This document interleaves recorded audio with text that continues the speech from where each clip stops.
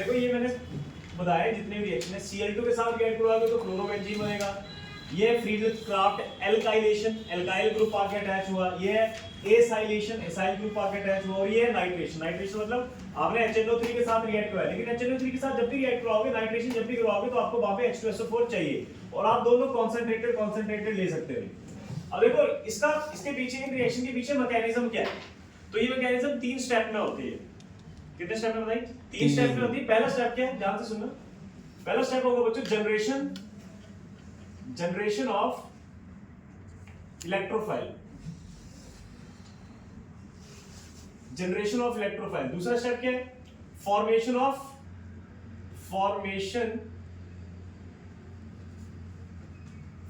Of carbocation intermediate. And तीसरा क्या है हमारे पास, रिमूवल ऑफ H पॉजिटिव, इसको प्रोटॉन भी बोलते हैं हम, from carbocation intermediate, carbocation intermediate, ये आई लिखा हुआ है इंटरमीडिएट। अब ये रिएक्शन कैसे हो, ध्यान से सुनो। सबसे इंपॉर्टेंट फर्स्ट स्टेप है, बाकी तो रेजोनेंस आती है, ठीक है। दूसरे का फर्स्ट स्टेप है जनरेशन ऑफ इलेक्ट्रोफाइल। इलेक्ट्रोफाइल बना तो बना कैसे? अब इस रिएक्शन मैं बोल रहा हूं, ये जो है इलेक्ट्रोफिलिक सब्स्टिट्यूशन रिएक्शन है। ये इलेक्ट्रोफिलिक सब्स्टिट्यूशन मतलब एक इलेक्ट्रोफाइल आएगा और दूसरा इलेक्ट्रोफाइल रिमूव होगा। लेकिन क्लोरीन में इलेक्ट्रोफाइल कौन बन रहा है? तो देखो बच्चों, ये Cl2 और ये AlCl3। And what is the reason behind taking AlCl3? Lewis acid है ये, लुईस एसिड। अब इसका काम क्या है देखो। तो पहला स्टेप देखो, स्टेप 1 देखो। इस रिएक्शन के लिए अगर आप स्टेप 1 देखना चाहो, ठीक है, इन सब रिएक्शन के लिए स्टेप 1 देखते हैं कैसे हुआ है। तो स्टेप 1 में आपका क्या था, जनरेशन ऑफ इलेक्ट्रोफाइल। इलेक्ट्रोफाइल देखो कैसे बनेगा, हमारे पास जनरेशन ऑफ इलेक्ट्रोफाइल है। तो स्टेप 1 में क्या देखो, यहां से लिखते चलो, जनरेशन ऑफ इलेक्ट्रोफाइल है स्टेप 1 इसमें, फर्स्ट स्टेप इसका। तो आपके पास है क्लोरीन। अब क्लोरीन इस तरह का होता है 2 to 4 to 6 2 to 4 to 6 ये। अब यहां पे आपके पास AlCl3। बच्चों AlCl3 क्या है? Lewis acid. क्या होता है लुईस एसिड? ग्रीफ, इलेक्ट्रॉन डेफिशिएंट। ये क्या करेगा, फिर इलेक्ट्रॉन खींचेगा अपनी तरफ। या ये देखो, इसके पास बहुत सारे इलेक्ट्रॉन है, तो ये अटैक करेगा, इसको इलेक्ट्रॉन देगा। और ये लुईस एसिड है तो ये इलेक्ट्रॉन पेयर एक्सेप्ट कर लेगा। अब ये जो बॉन्ड टूटेगा, अब सबसे इंपॉर्टेंट पॉइंट ये है, ये जो बॉन्ड टूटेगा तो यहाँ पे इसकी होमोलिटिक क्लीवेज होगी। जैसे इसने क्वेश्चन पूछा था, सर हमने वहां पे Hν क्यों नहीं लिया, सनलाइट क्यों नहीं ली, हमने यहाँ पे डार्क में क्यों इस रिएक्शन को कर रहे हैं? तो इसके पीछे रीजन ये है अगर मैं लाइट लेता तो बच्चों वो Cl जो किसमें टूट जाता, फ्री रेडिकल। तो हमें फ्री रेडिकल तो चाहिए नहीं यहाँ पे। तो AlCl3 आपके पास यहाँ पे देखो कैसे रिएक्ट करेगा, ये आपको बनाएगा, पीछे बचेगा बच्चों Cl पॉजिटिव क्योंकि इलेक्ट्रॉन भी निकल गया, और इधर क्या बन जाएगा आपके पास AlCl4 नेगेटिव। हाँ स्टेप 1 अभी देखो स्टेप।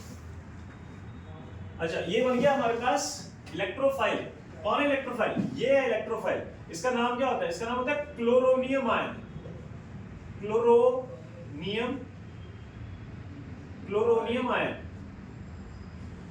ये हमारे पास क्लोरोनियम, ये क्लोरोनियम आयन बन गया। देखो जरा चेक करो इसको, क्लोरोनियम आयन ये करेगा जाके अटैक।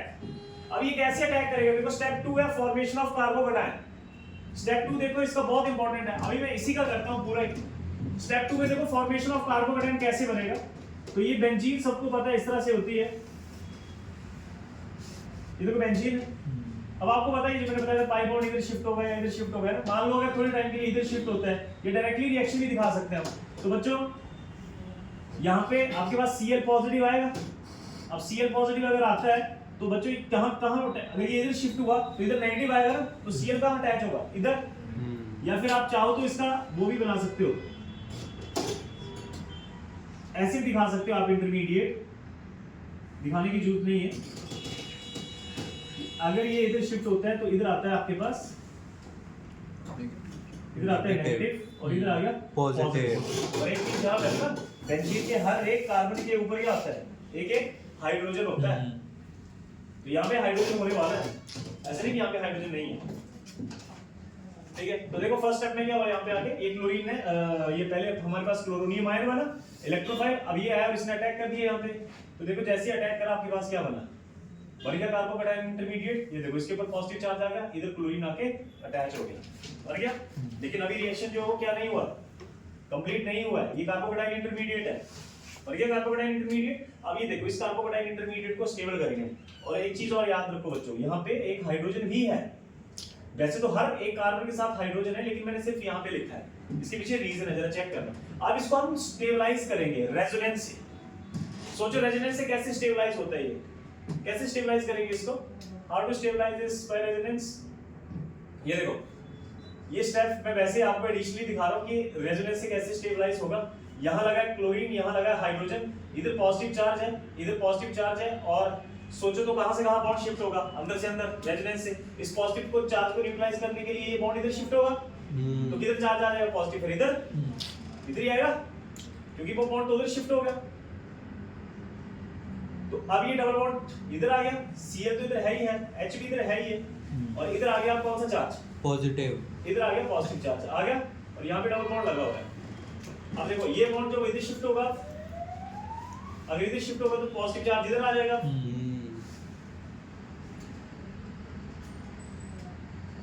इधर डबल बॉन्ड, अब पॉजिटिव चार्ज इधर आ चुका है, और ये आ गया Cl, क्लियर है। और ये क्या यहाँ पे लगा हुआ है, H लगा हुआ है। अब बच्चों क्या और फर्दर यहाँ पे रेजोनेंस पॉसिबल है, नहीं है। तो अब देखो अब आएगी यहाँ पे हाइपर कॉन्जुगेशन।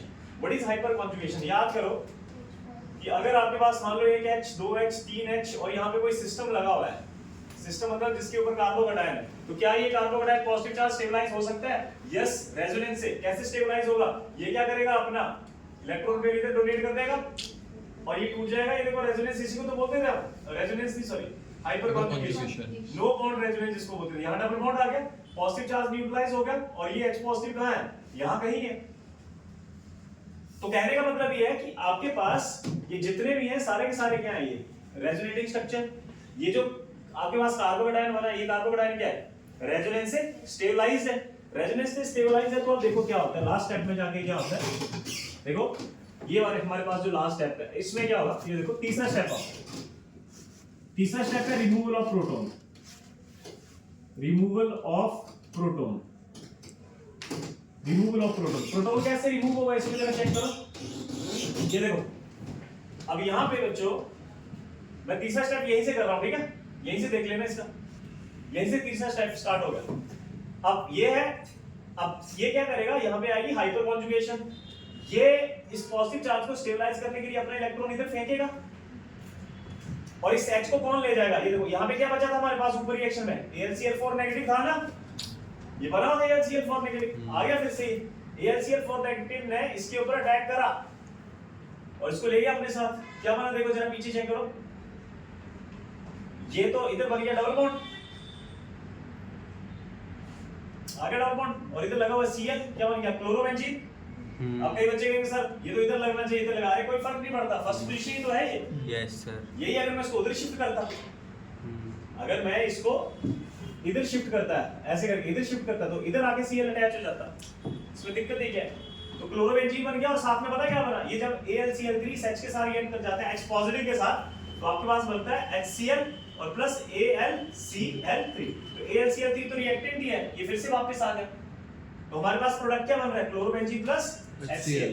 तो ध्यान से देखो लास्ट में क्या गया, H पॉजिटिव गया, रिमूवल ऑफ प्रोटॉन, तभी तो इस रिएक्शन को नाम दिया इलेक्ट्रोफिलिक सब्स्टिट्यूशन। क्यों, एक Cl पॉजिटिव आके अटैच हुआ और वहां से क्या निकल गया, H positive. That's why this reaction is called electrophilic substitution reaction. समझ गए। तो ये सबके लिए मैकेनिज्म यही रहेगी, बस इतना सा फर्क है, ध्यान से सुनो, बस इतना सा फर्क है कि इस रिएक्शन में क्या बनेगा, वो इलेक्ट्रोफाइल कैसे बनेगा। इस रिएक्शन में कौन इलेक्ट्रोफाइल बनेगा, तो ये देखो इस रिएक्शन में कौन इलेक्ट्रोफाइल बनेगा, ये आपके पास CH3Cl है, आपने लिया था AlCl3, तो ये देखो फिर से वही, तो यहां से ये टूट जाएगा, यहां पे आपके पास क्या इलेक्ट्रोफाइल बनेगा, CH3 पॉजिटिव। तभी तो ये अटैक कर रहा था, तभी तो बेंजीन रिंग के ऊपर आके क्या अटैच हो गया, CH3। इस केस में इलेक्ट्रोफाइल बन रहा है CH3, इस केस में क्या इलेक्ट्रोफाइल बनेगा, खुद सोचो, फिर से AlCl3, ये इसके साथ जाके अटैच हो जाएगा, बॉन्ड टूट जाएगा। यहां से क्या बनेगा बच्चों, इलेक्ट्रोफाइल क्या बनेगा यहाँ पे, CH3 C डबल बॉन्ड हो पॉजिटिव, यही बनेगा नहीं बनेगा, बॉन्ड भी सॉरी बॉन्ड भी पॉजिटिव। अच्छा ये है बड़ा इंटरेस्टिंग कि सर जी इसका इलेक्ट्रोफाइल क्या बनेगा और कैसे अटैच होगा। ठीक है, तो देखो H2SO4 का स्ट्रक्चर सबको पता होना चाहिए। H2SO4 होता है डबल बॉन्ड O OH और एक और OH ऐसे करके। अब ये जो नाइट्रो ग्रुप होता है ना, नाइट्रो ग्रुप देखना क्या होता है, NO2 में ऐसे लिख सकता हूँ, NO2 का स्ट्रक्चर HNO3 का सॉरी नाइट्रिक एसिड का NO2 और इधर OH, ये देखो। अब ना ये एसिड की तरह काम करता है, ये क्या करता है अपना H पॉजिटिव डोनेट करता है।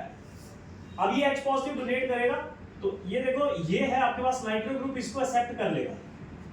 जब इसने अपना H पॉजिटिव डोनेट करा तो इसने एक्सेप्ट कर लिया।